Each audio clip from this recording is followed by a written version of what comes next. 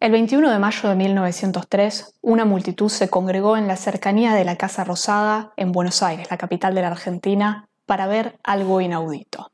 Hombres y mujeres, gente que venía de lejos y de cerca, desde el inmigrante recién llegado hasta el mismísimo presidente de la Nación, Julio Argentino Roca, estaban parados expectantes en torno a una inmensa figura velada. Cerca de ella, una mujer se movía nerviosa. Cuando finalmente el velo se corrió, una bellísima obra de arte quedó exhibida y, entre felicitaciones y aplausos, la mujer respiró aliviada. Su nombre era Lola Mora, y el motivo de su orgullo, la famosísima Fuente de las Nereidas, era la primera obra escultórica hecha por una mujer que embellecía el paisaje porteño. ¿Cómo es que ella había logrado ocupar ese espacio?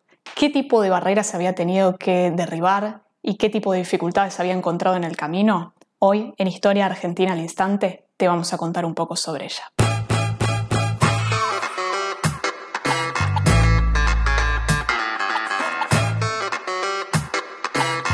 Dolores o Lola Mora, como todos la conocemos, nació en Trancas, en el norte de la provincia de Tucumán, el 17 de noviembre de 1866. Pero, hija de una familia acomodada, pasó gran parte de su infancia y adolescencia en la capital provincial, San Miguel de Tucumán. Allí dio sus primeros pasos en el arte, como lo hacían la mayoría de las niñas de su círculo social, tomando clases de piano y de dibujo. Pero, tristemente, este idilio llegó a su fin muy temprano en la vida de Lola, cuando a los 18 años quedó huérfana de padres.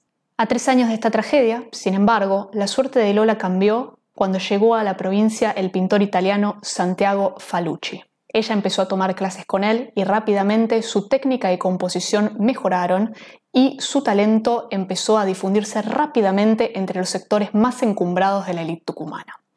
No llama la atención, entonces, que le encargaran la confección de 24 retratos en carbonilla que debían representar a los hombres que habían gobernado la provincia entre 1853 y 1894.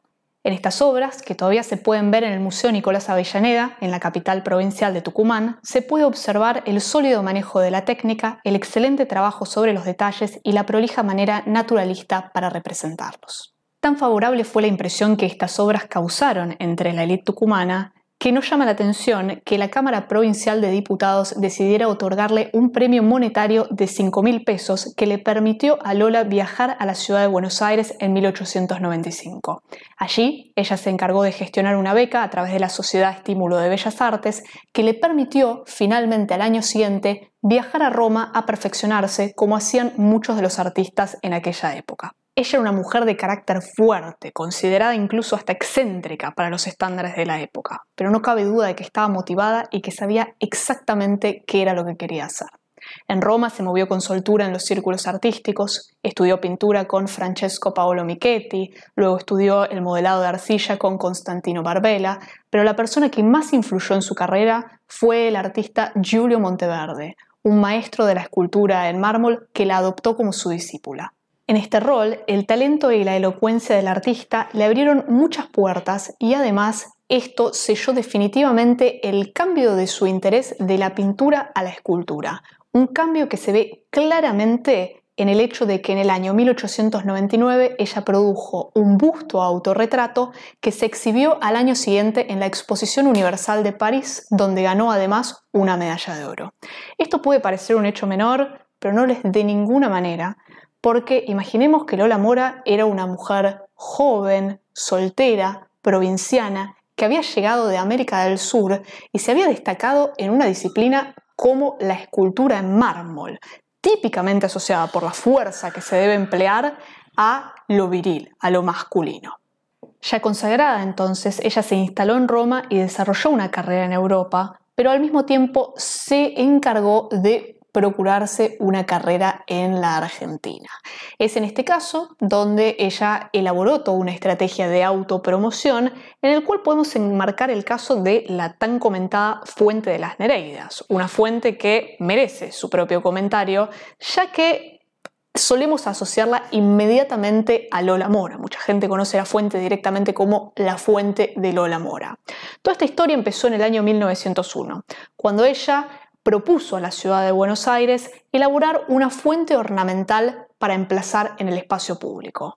Probablemente suponiendo que la fuente nunca se iba a realizar, en un trámite muy flojo de papeles, la Intendencia porteña aceptó el regalo de Lola Mora, pero en el interín, mientras ella la hacía, mientras se embaló y se embarcó, cuando finalmente llegó la escultura a Buenos Aires, a finales de 1902 empezaron los problemas. Es que, aunque a Mora le habían propuesto emplazar la fuente en el centro de la Plaza de Mayo, surgieron toda una serie de conflictos hacia adentro del gobierno porteño que implicaron que para cuando la inauguración se produjo en mayo de 1903, finalmente el emplazamiento de la fuente se realizó en el Paseo de Julio y Cangallo, las actuales Avenida Alem y Perón. Como ya dijimos un poco antes, la inauguración de la fuente fue realmente un motivo de celebración, mucha gente acudió y se hicieron todo tipo de elogios a esta obra. El problema es que rápidamente empezaron a llegar las acusaciones de corrupción, de poca calidad artística y hasta de inmoralidad. Sí, inmoralidad. Porque aunque el desnudo era un tema muy común y muy apreciado en general en la historia del arte, para algunos de los círculos más moralistas de la ciudad, las figuras que Lola Mora había representado eran quizás un poco demasiado sensuales. ¿Qué era lo que causaba tanto escándalo en este sentido? Si miramos la fuente de abajo hacia arriba, veremos que en la parte inferior hay una serie de 3 tritones con miradas intensas y torsos musculosos exquisitamente trabajados que se encuentran cada uno sosteniendo las bridas de sus caballos encabritados. Un poco más arriba, en el centro, un basamento de mármol rústico sostiene a las nereidas, esas ninfas marinas representadas como doncellas de rostros serenos y voluptuosos torsos. Sin embargo, en vez de desarrollar la mitad inferior de sus cuerpos según las representaciones clásicas de la mitología, que todos conocemos, que las mostraba como mitad mujer, mitad pez, Mora eligió mantener reconocibles las nalgas y los muslos humanos de las nereidas, para rematar en cambio cada una de sus extremidades inferiores en colas de sirena bellamente terminadas en escamas. Completando la fuente, sobre los brazos de estas doncellas podemos ver una enorme valva sobre la que se posa delicadamente Venus o Afrodita naciendo de las aguas. La fuente estuvo en su emplazamiento original durante unos 15 años hasta el año 1918, cuando por razones poco claras se recomendó su traslado, disipando cualquier idea de venganza que pueda estar dando vuelta por ahí, de que esto era algo que se estaba haciendo en contra de Lola Mora. De hecho, ella participó de la comitiva que decidió su nueva relocalización y la estatua fue llevada en ese año a la Costanera Sur, a donde se encuentra aún al día de hoy. Sorprendentemente, otras obras de Mora correrían una suerte similar. Este es el caso, por ejemplo, de las esculturas que ella produjo algunos años después para la fachada del Congreso Nacional. Luego de la inauguración de la Fuente de las Nereidas, el gobierno nacional le propuso crear una serie de grupos alegóricos para poner en la fachada del edificio del Palacio Legislativo, que en ese momento se encontraba aún en construcción. Cuando finalmente se inauguró el edificio y las esculturas fueron allí emplazadas, por alguna razón, algunos años después, en el año 1921, los presidentes de ambas cámaras firmaron un documento conjunto que decidió remover las obras de la fachada. Sacadas y guardadas en el interior del edificio del Congreso, las obras estuvieron allí abandonadas durante muchos años, hasta que finalmente unos funcionarios jujeños decidieron llevarse las obras a su provincia. Allí es donde todavía hoy se pueden encontrar. Pero en el 2012 hubo un intento por traerlas de nuevo a la ciudad de Buenos Aires. El tema es que como las obras ya formaban parte del patrimonio jujeño, se decidió en cambio realizar unos calcos de alta tecnología en polvo de mármol que se pusieron en la ubicación donde estaban las esculturas originales de Lola Mora, de forma que se volviera a generar la imagen que se tenía del Congreso a principios del siglo XX y se volviera a asociar el nombre de la escultora a este edificio. Del mismo modo, la promesa de Lola Mora se expandió y se retrajo en distintos puntos del país, más allá de los casos que ya discutimos, que fueron en la ciudad de Buenos Aires. En Tucumán, por ejemplo, realizó una serie de relieves para la Casa Histórica, además de hacer el monumento para Juan Bautista Alberdi, que al día de hoy se puede ver en la capital provincial.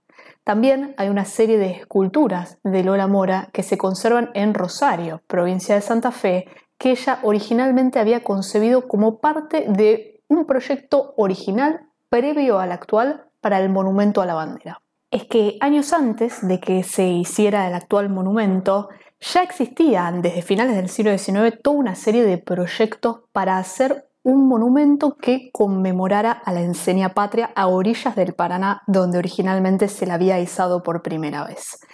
Para el centenario todavía no había ningún proyecto concretado, por lo cual se le solicitó a Lola Mora que diseñara un plan.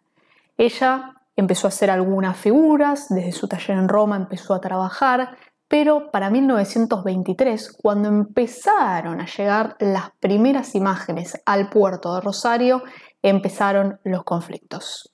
La Comisión Municipal de Bellas Artes de la ciudad cuestionó el valor artístico de dichas obras y en 1925 terminaron rescindiendo el contrato de Lola Mora.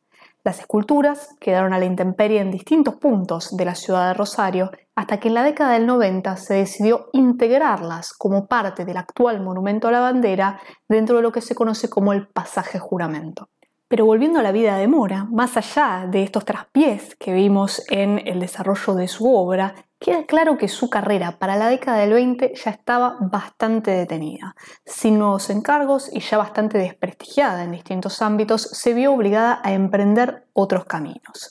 Desarrolló distintos inventos, como por ejemplo intentó inventar una nueva forma de proyectar películas, fue luego una contratista de un ferrocarril en el norte argentino e incluso instaló una serie de hornos en Rosario de la Frontera, Salta, con la idea de desarrollar una nueva forma de extraer petróleo de las rocas, todo tristemente sin resultados.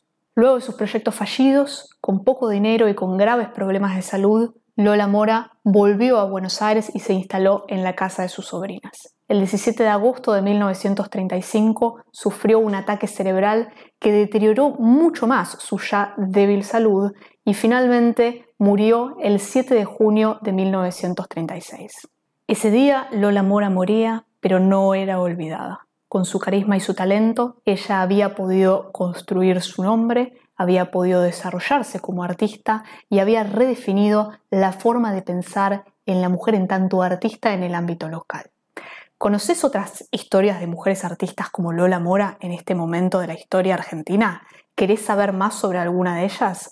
No te olvides de respondernos en los comentarios, darle like a este video y suscribirte para ver otras historias como esta en Historia Argentina al Instante.